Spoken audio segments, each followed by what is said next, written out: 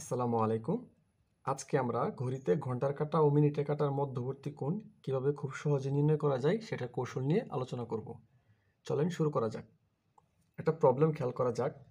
বলা আছে ঘড়িতে সময় 2টা 30 মিনিট হলে ঘন্টা ও মিনিটের কাঁটার মধ্যবর্তী কোণ কত? এখন মধ্যবর্তী কোণ যদি থিটা হয় তখন সূত্রটা হবে modulus of 60h minus 11m/2 degree, যেখানে এইচ হচ্ছে ঘন্টার মান আর এম হচ্ছে মিনিটের মান।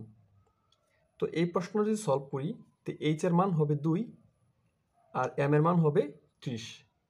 তখন ঘন্টা ও মিনিটের কাঁটার মধ্যবর্তী কোণ হবে theta equal to modulus of 60 into, তাহলে এইচ এর মান কত হবে?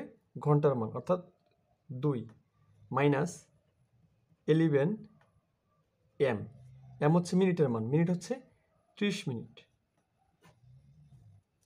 ভাগ 2, সবটার উপর হচ্ছে modulus equal to modulus of এনে হবে 120 মাইনাস এনে হবে 330 ভাগ 2। 120 থেকে যদি 330 বাদ দিই তাহলে হচ্ছে 210 মাইনাসের ভাগ 2। মডুলাস থাকার কারণে মাইনাসটা প্লাস হয়ে যাবে, তাহলে মান আসবে প্লাসের এবং 210কে 2 দ্বারা ভাগ করলে 105 ডিগ্রি। তাহলে আমরা দেখতে পাচ্ছি যে যখন ঘড়িতে সময় 2টা 30 মিনিট তখন ঘন্টার কাঁটা ও মিনিটের কাঁটার মধ্যবর্তী কোণ হবে 105 ডিগ্রি।